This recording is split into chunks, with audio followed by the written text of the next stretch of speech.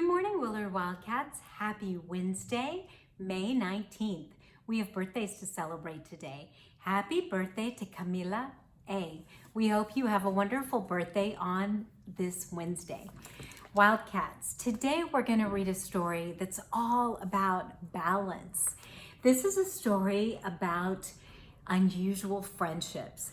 I don't know about you, but I love these kinds of stories, news clips, different items that we can watch. This one is Surya and Roscoe, the true story of an unlikely friendship. And look, it's an orangutan and a dog. You guys know I have a soft spot for dogs. It's written by Bhagavan Doc Antle and Tia Feldman. Photographs are by Barry Bland. So it's got real photographs. This is a nonfiction story. So we know that it is true.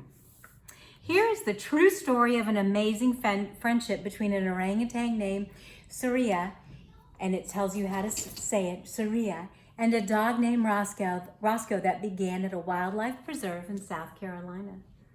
Oh my goodness, they're hugging. Isn't that special? It was a hot day, a splash in the river day. Surya, the orangutan, and his friend Bubbles, the elephant, were on their way to have some fun. Surya rode on Bubbles' back. Suddenly they heard noises in the woods. Twigs cracked and leaves crackled. What was it?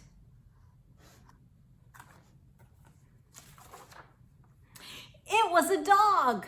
The dog came bursting out of the woods. He was named Roscoe. Surya and Bubbles had never seen Roscoe before. He was thin and he needed a bath. Bubbles stopped and stared, but Surya jumped down and raced toward him.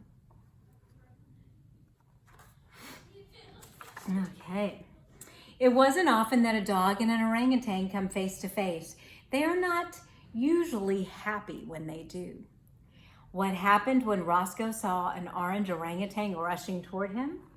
What do you think? What's your prediction? He ran right up to Surya and he got a huge, hairy hug. Surya hugged Roscoe and smiled. Roscoe's tail wagged back and forth and back and forth. That was his way of smiling. Surya and Roscoe acted just like long-lost friends.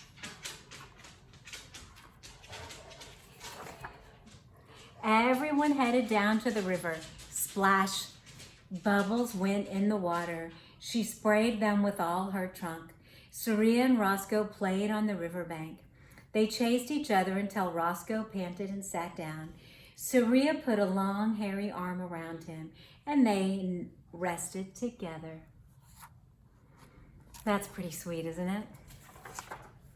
What happened when Surya and Bubbles went home? Roscoe followed them. He sniffed his way up the path and squeezed through the fence. He saw tigers and lions and pumas and leopards. There were gators, turtles, and tapirs, and oodles of orangutan. But where was Surya? Now this is all about balance, knowing that you need friendship in your life, right? And connection. Sniff, sniff, sniff. Roscoe used his nose to find his friend. Surya was having a snack.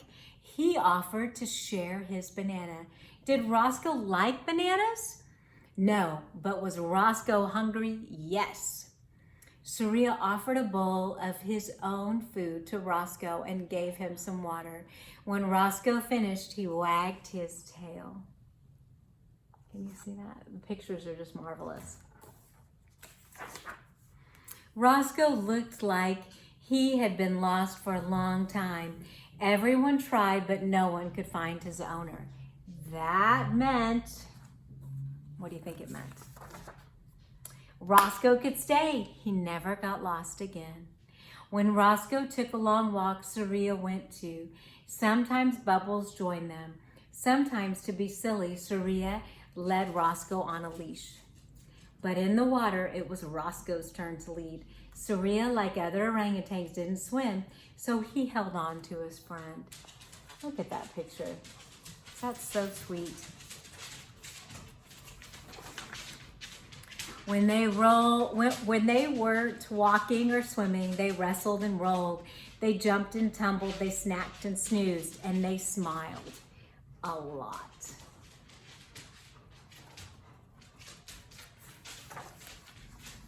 I hope you enjoyed today's story.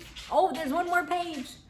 Even when they were just hanging around, Saria and Roscoe clearly belonged together. Remember, Wildcats, it's all about balance, and friendships are so important. And find something that you enjoy. I enjoy these unusual friendship stories, and read more about them. Wildcats, remember, we are safe, respectful, and responsible. Have a wonderful day.